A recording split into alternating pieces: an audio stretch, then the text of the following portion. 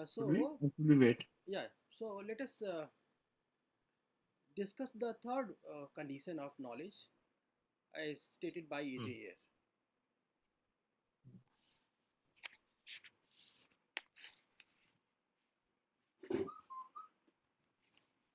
So,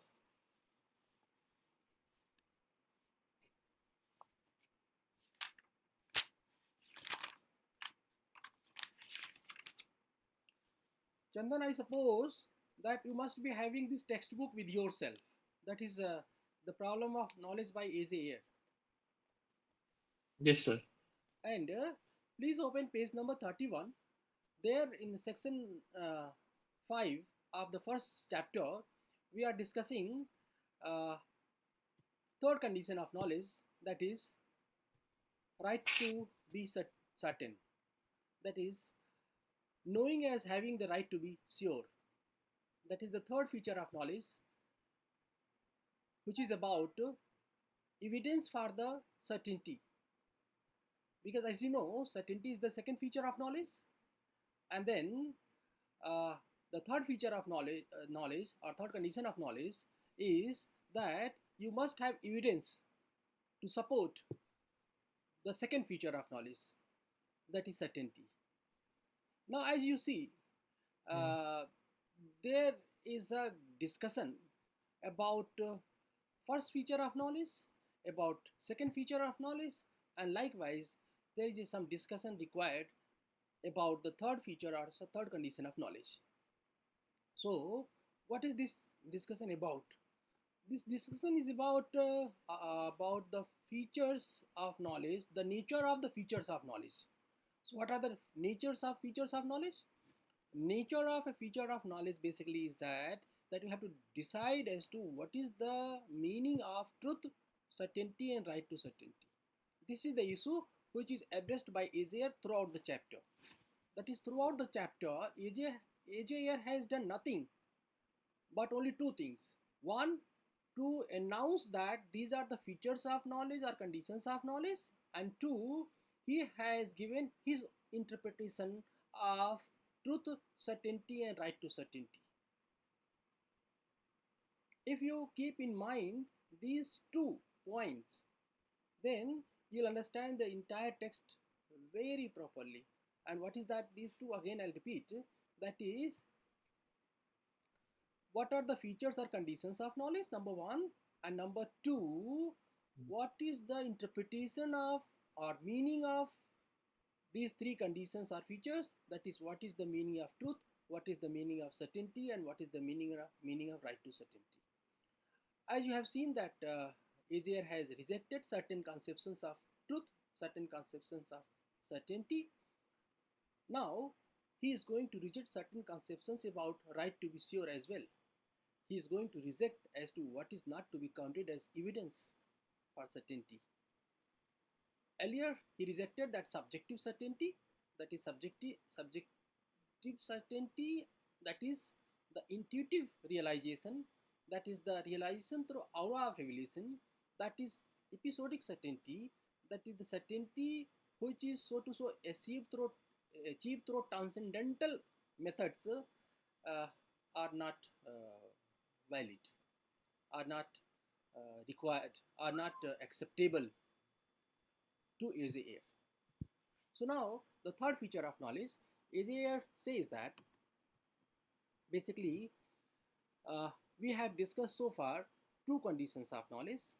That is, the first requirement of knowledge is that what is known must be true, and second is that one must be completely sure of what one knows. So, what completely sure of mean in this context? This is the basic point. What is the meaning of completely sure of?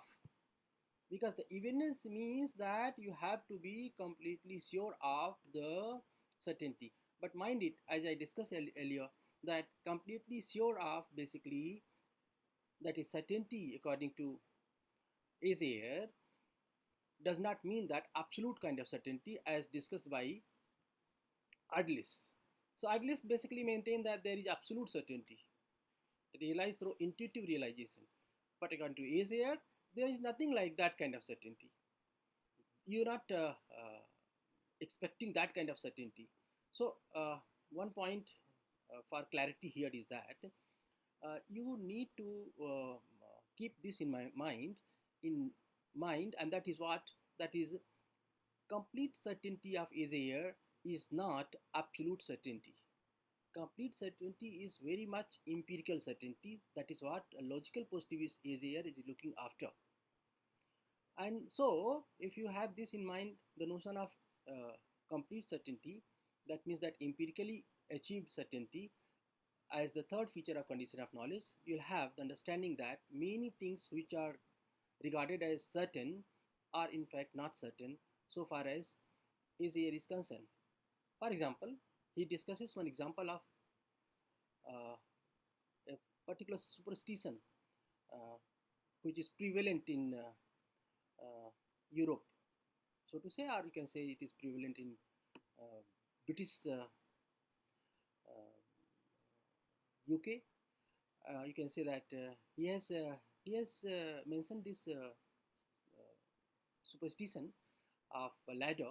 That is, it is a superstition there that if you go through the beneath of any ladder, you pass through the ladder where there is a ladder below that, if you pass through that, then that is not regarded as auspicious.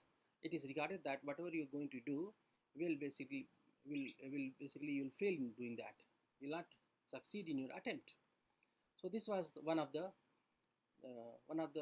certainty which Easier has rejected, and that certainty, that is evidence of ladder being there, and if there is a ladder that is going to provide you no kind of success in your life, this is something which AJ is going to reject, and because this is superstition, and though even though you are absolute certain or completely certain, this kind of certainty is not certainty at all. So what is another question then arises as to what kind of certainty then is the certainty, that is, what kind of evidence we could count as the evidence for certainty. For this he has discussed, and before that, coming to those points of as to what are the standards of certainty, what are the standards of rather evidence, he has noted one point, and that is, while it is not hard to find examples of true and fully confident beliefs which in some ways fail to meet the standards required for knowledge, it is not at all easy to determine exactly what these standards are. So this point is to be noted before mentioning all those points which Azair has given below, and that means that he has warned that though I am giving these standards of certainty, that is this could be counted as evidence of certainty, but still you be careful about that they should not be used indiscriminately, because there could be a debate and discussion and controversy as to what the evidence is. You accept one evidence, once you have taken something as evidence, then you are going to apply that, but then the problem is that sometimes evidences are itself questionable. So this is what the point that he had made. So before making the point, he says that one more point, and that is that you must be certain, you must raise one question as to how do you know. So this question is the crux of this third feature of knowledge or certainty, that this third feature of knowledge, and that is that how do you know. If you are going to provide the third feature of knowledge or third condition of knowledge, that is right to be certain, then you have to raise one question, and that question is how do you know. Thus people may be credited with the knowing truths of mathematics or logic if they are able to give valid proof of them. But if you come out of logic and knowledge, then he is saying that claims to know empirical statements may be upheld by a reference to five things. What are those five things? Perception, number one; memory, number two; testimony, number three; historical records, number four; and scientific laws, number five. So you have to note down these five. that is perception, memory, testimony, historical records, or scientific laws. These are the five standards for deciding as to whether something is to be regarded as certain or not. That means that the third feature basically supporting the second feature, right to be certain, is the third feature, and the second feature is certainty. So whether right to be certain could be regarded as supporting the second feature, that is certainty, has to be go through these five types of evidences, that is perception, memory, testimony, historical records, and scientific laws. Now here one more point is to be noted, that memory is being regarded by Asia as a pramana, as a evidence, but memory is not regarded as pramana in Indian philosophy. This is something really significant, and many philosophers has debated on this very point. You can write a paper on this also, but that is a beyond our context. This is just one sentence that I said that so that you can get encouraged and write paper on this concept of memory. Now, when we move further, we find that Asia has discussed certain more issues, and these issues are related to the third feature of knowledge.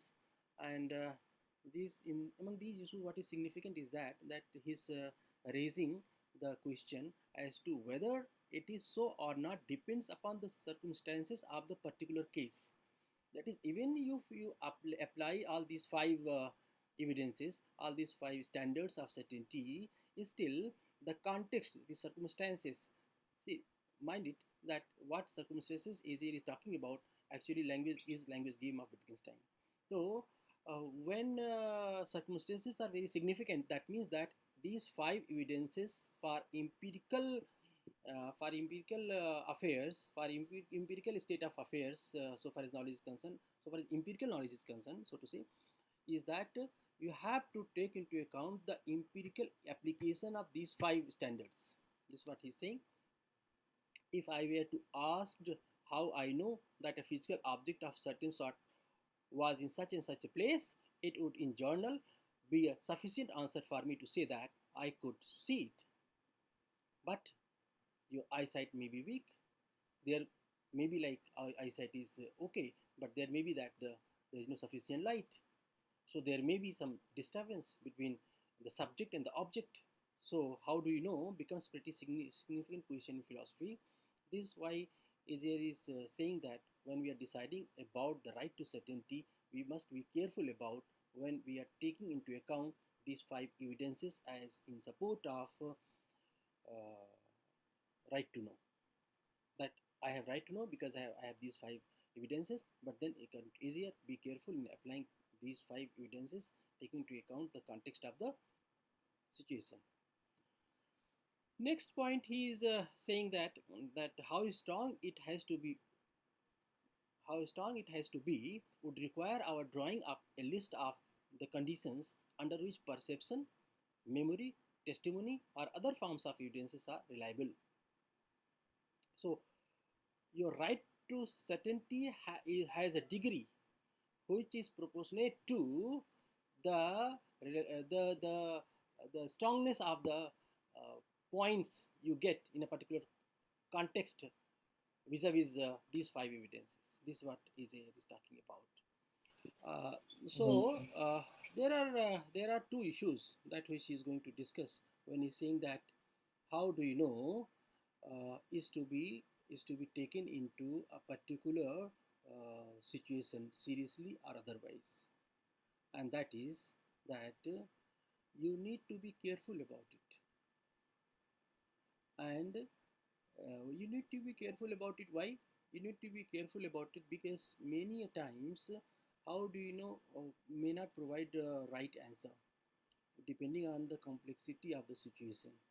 And what are those situations? One is that there may be like disturbances between subject and object, and this other may be that the answer is such that it requires to be taken in that way. Like if I ask that um, why are you looking so dull, you can say that I have headache. Then if I ask that how do you know that you have headache, then you can say, well, I don't know, like how do you know, what do you mean by how do you I know that I have headache. So that is what here is talking about. That at times the questions that how do you know are not pretty perfect, pretty contextual. Why? Why it is not contextual? Because such question doesn't arise in case of private experiences.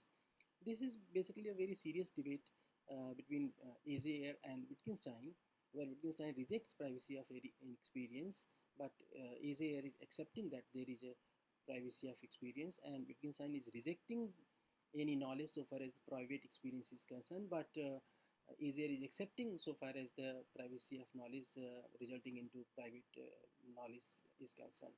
So private language is accepted by uh, is here, but private language is rejected by Wittgenstein. So, but in this context, basically, Azair is talking about two things. One is lottery, and another is intuition, and the next is again in the intuition, he's talking about telepathy. He's saying that so far as the evidences regarding these things are concerned, they are not acceptable. Even if somebody is saying that some person has got to know the result of lottery, then that is not acceptable. If he's saying that this I got through my intuition, that is not acceptable. If saying that one has got through telepathy, some knowledge, telepathy, mind it, as I earlier discussed, manah paryaya of Jainism. So all these three are not acceptable according to is here. In fact, all these three could be clubbed into two, that is intuition and telepathy are rejected by is here as to be the evidence for certainty. So in support of right to be sure, you cannot say that I intuitively know this. How do you know? I intuitively know this. You cannot say that I telepathically know this. You cannot say in support of uh, how do you know as an answer in support of right to be certainty. So these are the issues that Azair has raised. Further, he has said that this is pretty significant in this context to make the distinction between knowledge and belief. How does our man who knows what the result of the lottery will be differ from one who only makes a series of lucky guesses? So, of course, this is the issue that he is discussing that lottery cannot be regarded, the person who is guessing lottery on the basis of intuition cannot be regarded as the perfect answer so far as the right to be sure is concerned. So, intuition and telepathy are not acceptable. And then uh, those who are claiming that there is some such kind of evidences, basically they are to be rejected logically because they cannot sustain their argument because there is no objective criteria so far as intuition and telepathy is concerned. So this was the basic issue of Azair so far as the third condition of knowledge. And in the end, he concludes that the main problem is to state and assess the grounds on which these claims to knowledge are made to settle, as it were, the candidate's marks. And you're accepting your high standards. That is, if we choose to set a very high standard for right to certainty, in a response to the question as to how do you know, then those high standards are to be adjusted as per the context of the situation and not as per your personal kind of choices. This is the basically kind of instructions given by Azair with the logical positivistic, logical empiricist perspective. Thus, Azair has concluded that there are three conditions of knowledge: truth, certainty, and right to certainty. And his conclusion is pretty significant. And in conclusion to the third feature of knowledge, he says that uh, skeptics' questions are pretty significant so far as all three conditions of knowledge are concerned, that is truth, certainty, and right to certainty. And what the skeptic contends is that our markings are too high, that the grounds on which we are normally ready to concede the right to be sure are worth less than we think.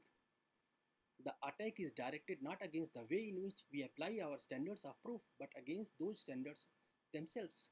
So, Sometimes when you think that you have evidence for right to be certain, but skeptic will say that your standards are basically very high because they can be questioned. This is the skeptic challenge which Azair is going to take up again in the second chapter. And he concludes the first chapter with this brief note that necessary and sufficient conditions for knowing that something is the case are first that what one is said to know be true, secondly that one be sure of it, and thirdly that one should have the right to be sure. And uh, this is the conclusion of this chapter, and basically this is the thing that which you have to interpret from the Ayer's perspective, from the perspective of Ayer, that is what is truth, what is certainty, and what is right to certainty. And in this context, pretty significant is to keep in mind those points which are stated by Ayer, and you have to prepare your answers accordingly.